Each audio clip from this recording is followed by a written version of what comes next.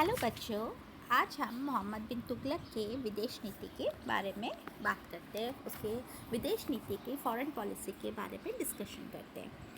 खुरासान विजय की योजना। सबसे पहले उसने क्या किया? खुरासान विजय की योजना बनाई। अलाउद्दीन की भांति मोहम्मद तुगलक भी भारत की सीमाओं के बाहर के देशों को जीतने का स्वप्न देखा करता था। उसने अपने शासन के प्रारंभिक वर्षों में खुरासान को जीतने की योजना बनाई। हुआ यह कि उस समय खुरासान पर अबू सईद नामक एक अयोग्य विलासी एवं दुराचारी शासक का शासन था। उसने अपने संरक्षक और प्रमुख सरदार चौगान की कन्या को प्राप्त करने के लिए चौगान की हत्या करवा दी, जिससे खुरासान में चारों ओर विद्रोह फैल गया और सैयद ने भी क्रूरता के साथ विद्रोहियों को कुचलना शुरू कर दिया। उस अव्यवस्था में बहुत से खुरासानी अमीरों ने भागकर मोहम्मद तुगलक की शरण ली और खुरासान विजय को आसान काम बतलाते हुए सुल्तान को खुरासान विजय के लिए उत्तेजित किया।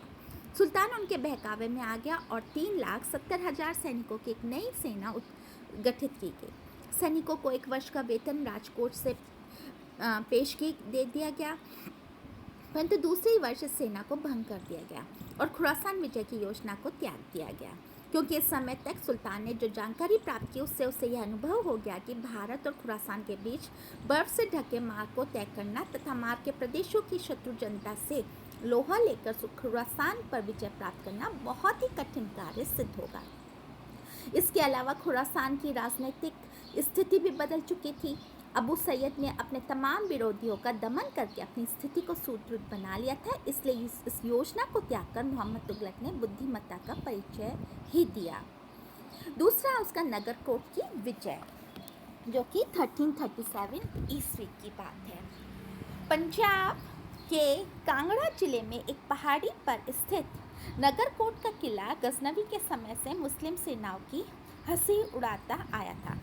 मोहम्मद तुगलक ने लगभग संपूर्ण भारत जीत लिया था, परंतु नगरकोट का किला अब भी एक स्वतंत्र हिंदू शासक के अधीन था। अतः 1337 ईस्वी में सुल्तान ने 1 लाख सैनिकों के साथ इस किले पर आक्रमण कर किया।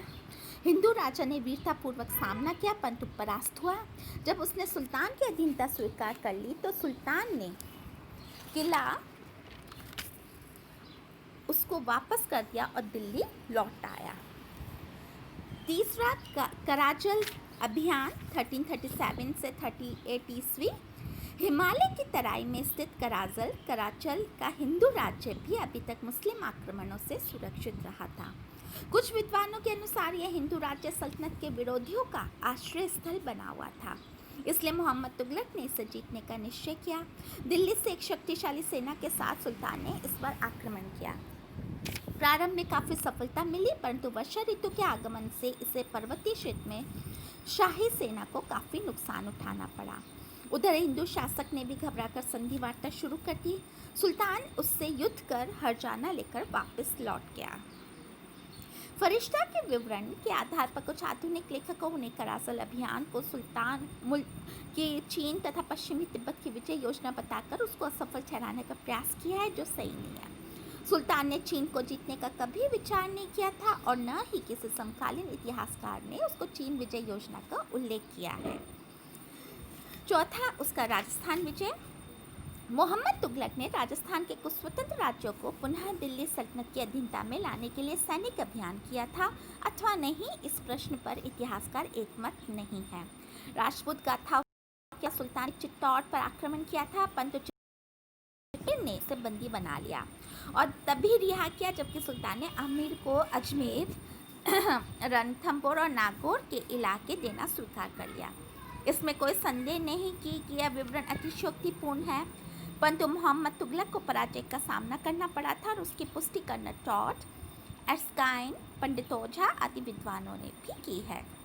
चूँकि समकालीन और परवर्ती मुस्लिम इतिहासकारों ने सुल्तान के इस अभियान का उल्लेख ही नहीं किया, अतः ईश्वरी प्रसाद और मेहंदी हसन इसे सही नहीं मानते। नेक्स्ट उसका मंगोल विजय आक्रमण, जो कि 1328-29 ईस्वी की बात है। जब सुल्तान दिल्ली से दौलताबाद राजधानी उठा ले गया तो मंगोलों को उत्तर पश्चिमी क्षेत्रों पर आक्रमण करने का अवसर मिल गया। दरमाशिरी के नेतृत्व में मंगोलों की एक विशाल सेना ने सीमांत क्षेत्रों मुल्तान तथा लाहौर को लेकर दिल्ली तक के क्षेत्र को पदाक्रांत कर डाला। चूँकि सुल्तान इस समय मंगोलों से प्रतिशोध लेने के लिए तैयार नहीं था, अतः कहा जाता है कि उसने मंगोल नेता को भारी घूस देकर लौटा दिया। सुल्तान की इस नीति की सभी इतिहासकारों ने निंदा की है। नेक्स्ट उसका चीन के साथ संबंध। चीन के साथ मोहम्मद तुगलक ने मैत्रीपूर्ण संबंध बनाए रखा। सुल्तान के कराजुल अभियान के साथ शाही सेना ने हिमालय प्रदेश के कुछ बौद्ध मंदिरों को तोड़ डाला था। 1341 ईस्वी में चीनी सम्राट तोगन तिमूर ने अपना एक राजदूत मोहम्मद तुगलक की सेवा में भेजा और उससे बौद्ध स्थानों की मरम्मत करवाने की स्वीकृति देने का अनुरोध किया। इसके बाद सुल्तान ने 1342 ईस्वी में इब्न बतूता को अपना राजदूत बनाकर चीन भेजा। इब्न बतूता 1347 ईस्वी में वापस लौटा। विद्रोह। मोहम्मद तुगलक के शासनकाल में जितने विद्रोह हुए शायद अन्य किसी के शासनकाल में नहीं हुए होंगे। इनमें से कुछ शासन के प्रारंभ में हुए और अधिकांश बाद के काल में हुए। प्रारंभिक विद्रोह। शासन के प्रारंभ में होने वाले विद्रोह के मूल में सुल्तान की विफल प्रभावशाली अमीरों की महत्वाकांक्षी योजनाएं थी। सर्वप्रथम सुल्तान के चचेरे भाई वहाबुद्दीन गुरसब्स ने विद्रोह किया। वह गुलबर्गा के निकट सागर क्षेत्र का सूबेदार था। 1327 ईस्वी में उसके विद्रोह को कुचल दिया गया और सुल्तान के आदेश से उसकी जीवित खाल खिंचवा ली गई। दूसरा विद्रोह पूना के निकट कॉर्डन के एक छोटे से हिंदू सरदार ने किया, जिसे शीघ्र ही कुचल दिया गया। तीसरा विद्रोह मुल्तान सिंध और उच्च के सूबेदार बहराम ऐबा ने किया। सुल्तान ने स्वयं उसे पराजित किया और उसको मौत के घाट उतार दिया गया। बाद के विद्रोह। ये पहला तो हमने प्रारंभिक विद्रोह की बात की थी, अब दूसरा है उसके बाद के विद्रोह। मोहम्मद तुगलक के शासनकाल के अंतिम 16 वर्षों 1335 से 51 ईस्वी में इतने अधिक विद्रोह हुए कि सारा साम्राज्य अव्यवस्था एवं अराजकता का शिकार बन गया। इन विद्रोह के मूल में कर वृद्धि, राजधानी परिवर्तन, सांकेतिक मुद्रा और सुल्तान की कठोर सजाएं थी। इन प्रतिकूल परिस्थितियों का लाभ उठाकर कुछ लोगों ने स्वतंत्र होने का भी प्रयास किया।